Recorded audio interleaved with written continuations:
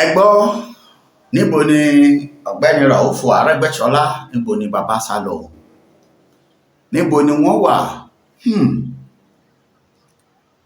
kábíyèsí ọlọ́run àṣé lóòótọ́ lọ̀rọ̀ àsọtì ní jẹ́ kínní àná tí ọ̀rẹ́ minú méjì tí wọ́n bá ṣẹ̀ wọ yàrá tí wọ́n bá jáde tí wọ́n rẹ́rìn síra wọn tàbí ẹbí a jẹ́ pé wọn sọ ọ̀rọ̀ tó jójúlówó àmọ́ tí wọ́n bá fojú ro òótọ́ ọ̀rọ̀ jáde kí wàá lóòótọ́ ọ̀rọ̀ tó ń bẹ láàrin aṣíwájú Bọ́lá Ahmed Tinubu àti ọmọ ẹ̀yìn wọn làwọn èèyàn pè wọ́n ṣùgbọ́n ọ̀rẹ́ ìmùlẹ̀ ni wọ́n. Ẹ farabalẹ̀ wá gbọ́ nǹkan tó ṣẹlẹ̀ láàrin wọn eléyìí tó mú kí Bọ́lá Rufia Aregbesola kò fẹsẹ̀ fẹ́ ó ti sá lọ báyìí níbo ló gbà lọ kí ló sì ṣe àmọ́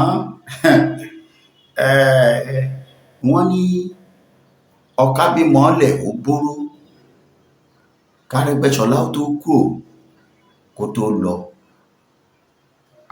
ó bí nǹkan lẹ̀ fún aṣíwájú Bọ́lá Ahmed Tinubu eléyìí lèmi tí wàá ń béèrè lọ́wọ́ ẹ̀yin ọmọ Yorùbá pé ṣé ẹ̀fún lápẹ́lẹ́ ìyá àbẹ́ẹ̀dì àbí ká tó sọ pé ìpè àwọlẹ̀ ó tún jẹ àwọn olóṣèlú ilẹ̀ Yorùbá ni ọmọ Yorùbá fídíò ń pẹtẹ máa wò sì fẹ́ gbà yín lásìkò torí ẹ ti mọ̀ wípé àlàáfíà àtòmìnira orílẹ̀-èdè Yorùbá náà ló jẹ mí lójú ìṣọ̀kan ọmọ Yorùbá òun gangan lèmi ń fẹ́ ní gbogbo ìgbà ni mo ṣe máa ń pa á láriwo wípé níbo la fẹ́ bá a dé báyìí báwo la ṣe bọ́ lọ́wọ́ àwọn karambà ní amúnisìn àwọn Fúlàní bíi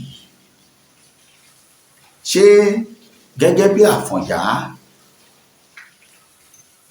àti Álímì lọ́jọ́sí nílùú Ìlọrin tí ìlú Ìlọrin fi bọ́ lọ́wọ́ ọ̀rẹ́ Yorùbá ǹjẹ́ bẹ́ẹ̀ ṣe ń bá a bọ̀ yìí ǹjẹ́ ilẹ̀ Yorùbá náà ò ní padà lápapọ̀ kó bọ́ sọ́wọ́ àwọn karambà nìyí ẹ farabalẹ̀ ẹ̀yin olóṣèlú ẹ farabalẹ̀ gbogbo ẹ̀yin ọmọ Yorùbá ẹ bá ń farabalẹ̀ pín fídíò yìí kẹ́ ẹ farabalẹ̀ wò ó ẹ wo ìdí tí Aregbesola tó fi mẹ́họ ìyẹn tó fi bẹ́sẹ̀ sọ̀rọ̀ àti wípé kí ló wá fà á kí ló ń sá fún gan gbogbo ẹ̀ lẹ́gbọ̀ọ́ nínú fídíò yìí ṣé ẹ gbàgbé pé wọ́n mú El-Rufai agbẹnusọ mo mọ̀ wí mo mọ̀ sọ ọ̀rọ̀ Yorùbá náà ló sì sọ wípé bí àjèjì gòdògbò àlejò tó bá ti mọ bí tá a sin afọ́jú sí ó ti lọ́wọ́ kan àbòsí onílé nù ni gbogbo ẹ̀ lẹ́rìí wò nínú fídíò tí mò ń gbé bọ̀ yìí mo fẹ́ kẹ́ ẹ bá mi farabalẹ̀ kẹ́ ẹ wò dáadáa ọmọ Yorùbá bẹ́ẹ̀ bá wà kó ń bẹ̀ àṣírí ń bẹ o ẹ gbọ́ léyìí tó ṣe pàtàkì tẹ́ ẹ fi mọ àwọn tẹ́rọ́rìstì ládùúgbò yín àṣírí rèé òun bẹ́ẹ̀ wọn ò gbé yín débẹ̀ ẹ má jẹ́ ń gbà yín lásìkò ọ̀yá kọ̀rọ̀ mi kó lè yé yín dáadáa ẹ wá wo àwọn fídíò yìí mò ń bọ̀ ẹ bá mi share ẹ pín tó bá jẹ́ gbà àkọ́kọ́ subscribe sí channel yìí òun rèé mo padà bọ̀. TV ìkànnì tó ń ṣojú gbogbo ọmọ Yorùbá nílé lóko ẹ ṣé tẹ̀ ń wò wá. Today I am honoured to have the entire leadership of the new party I am in. And for context, because most people don't know, I did not defect to ADC.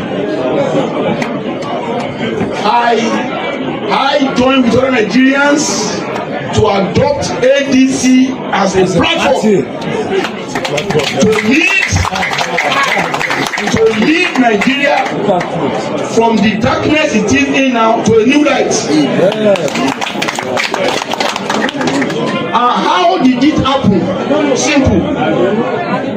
After a long effort to correct the madness in APC, which the current leadership of that party refused to do, rather than listen to our word of caution and advice, they expelled me. I was expelled from the party because we must put this in context. Before I was expelled, in a letter without any due process. All those who were with me at that time too in the party were equally expelled. So the only option is we have two options: to abandon politics. We have two options: to abandon politics or to remain in politics and have a new platform to pursue our objective and vision. It is not some facts. Now, if Asiwaju's government has derailed, it is not doing what we thought he would do, he is not serving the interests of Nigerians, I should not criticize him because I contributed in bringing him? Is that the logic in Nigeria these days? Why does that happen? The purpose of government is to get things done for the progress of the people and the country. So even if it is my son or my father that is president or governor and he's not doing the right thing, I lose the right to disagree or criticize? Is that how is that what Nigeria has become? Have we gone that low? No, I'm asking you the question. No, but all right? Because you started by saying that Ubasani is my friend or whatever. Yes, he's one of my mentees. I developed many of them. My biggest pride in life is I've elevated many people. I've encouraged and mentored many people to greatness. Some even greater than me, and I'm very proud of it. But when a person derails, when he doesn't do the right thing, because I contributed in getting him there, I am prohibited from commenting, from disagreeing, or keeping away? Is that what the country has become? By the grace of God, along with other partners, we are going to repeat what we did in 2015 when we got rid of the incompetent, thieving, stealing, and corrupt PDP administration. The current government in Kaduna State is led by people that have no name, no address, no surname to protect, and therefore they think the purpose of being in government is to steal and divert public funds. We contributed in bringing them into office. We therefore have a duty to contribute in sending them back home before they go to prison by the grace of God. Tinubu and his family members, including Kashim Shettima, will pack all their loads from the villa, including the ones in the boys' quarters of the villa. They will have to leave because Nigerians are angry, Nigerians are hungry, Nigerians are not safe. We have a government that is insensitive. We have a government that does not care. And there is no solution ahead. Nigeria is like a car that is being driven by a drunken driver. There is no direction. The insecurity is pervasive. And there is no hope in sight. Ẹ káàbọ̀ padà. Ṣé bẹ́ẹ̀ ti rójú ayé àbẹ́ ráyé? Ọmọ ìyá kan náà, ọmọ bàbá kan náà, ìran kan náà. Ẹ wo ibi tí àṣírí tú, ẹ wo ọ̀nà tí Aregbesola gbà sọ̀rọ̀, ẹ wo pin, ẹ wá wo àǹfààní tí àwọn Fúlàní rí lò. Àbẹ́ẹ̀ráyé, àmọ́ díẹ̀ ní tiwa nínú ọ̀rọ̀ tó ṣẹlẹ̀ láàrin agbo òṣèlú. Díẹ̀ lèmi lè sọ torí wọn iṣẹ́ olóṣèlú. Àmọ́ kò sí nǹkan méjì tó jẹ mí lógún ojú wípé bórílẹ̀-èdè yìí ṣe ń lọ yìí kò sátúnṣe mọ́. Ó dàbí ọkọ̀ tí ń sáré lọ lójú ìrìn, tẹ́ńjìnì ọkọ̀ ṣàdédé fò bọ́lẹ̀. Kí ló máa ṣẹlẹ̀? Àkọ́kọ́ ní ó ṣeé ṣe kọ́kọ́ yóò ṣubú, yóò sì dúró tí ò ní lè lọ bẹ̀ kankan mọ́. Tàbí ká sọ pé ọkọ̀ tó ń sáré lọ pẹ̀lú epo nú, tépo ṣàdédé tán lójijì, ó máa paná ni. Ọkọ̀ Nàìjíríà ti paná báyìí. Báwo la ṣe ṣe? Bí ó bá ṣe pé ká pín, ká ṣẹ̀ṣẹ̀ pín, ká tú palẹ̀, ká ra epo. A sì wá lè repo sọ́kọ̀ Nàìjíríà mọ́. Bí ó ṣe pé kólúkálùkù ẹni tí ó gbé táyà ó gbé táyà, ẹni máa yọ ẹ́ńjìnì kó yọ ẹ́ńjìnì ọkọ̀. Àṣírí bá àwọn Fúlàní bí wọ́n ṣe ń wọlé sílùú. Ẹ̀yin àáfàá oníwàásí pé ká máa ṣètọrẹ àánú. Ẹ jẹ́ ṣọ́ọ̀ṣì gbogbo ẹ̀yin ọmọ Yorùbá. Ẹ wá wo àṣírí ọ̀nà tí àwọn báńdíìtì tí wọ́n ń gbà tí wọ́n fi ń jà wá lógun. ọ̀nà tí wọ́n ń gbà wọlé tí wọ́n bá ti wọlé ní pẹ́rà bá pin. Àwọn yìí ni wọ́n ń fún àwọn tó kù nínú igbó tí wọ́n ní irinṣẹ́ lọ́wọ́ ní information wípé ìlú yìí iye street báyìí ló wà ńbẹ̀, ìlú yìí iye kìíní báyìí ló wà. Ó dá mi lójú wípé wọ́n máa ní pépà tí wọ́n fi ń draw map. Kì í ṣe ordinary person ló ń ṣe beggar. Àmọ́ ní ìsìn tí wọ́n bá ti wọṣọ mẹ́ta mẹ́rin papọ̀ tí wọ́n ti ń ṣe dùhálà ẹ̀ ń kówó fún wọn. Kódà ẹlòmíì fún wọn láṣọ.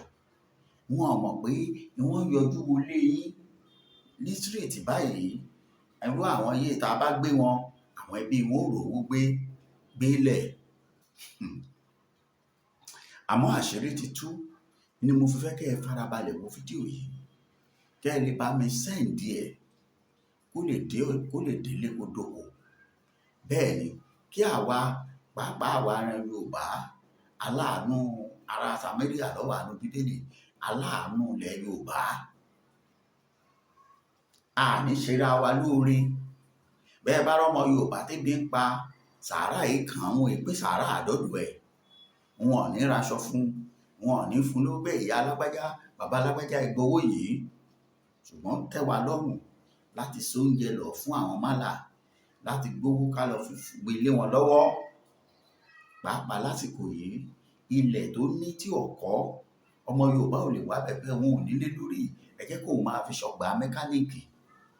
Ó tẹ́ wa lọ́rùn láti fi ilẹ̀ fáwọn bólà. Ẹ wo àrà tí wọ́n dá fún àwọn bólà nílùú Èkó. Ẹ wo nǹkan tí wọ́n lọ kó jáde. Ẹ̀yin láńlọ́ọ̀dù Babylon ńlá street yín, ẹ gbọ́ nǹkan tó ṣẹlẹ̀. Ọ̀yá ẹ̀ ṣùgbọ́n ẹ gbọ́ nǹkan tó ṣẹlẹ̀.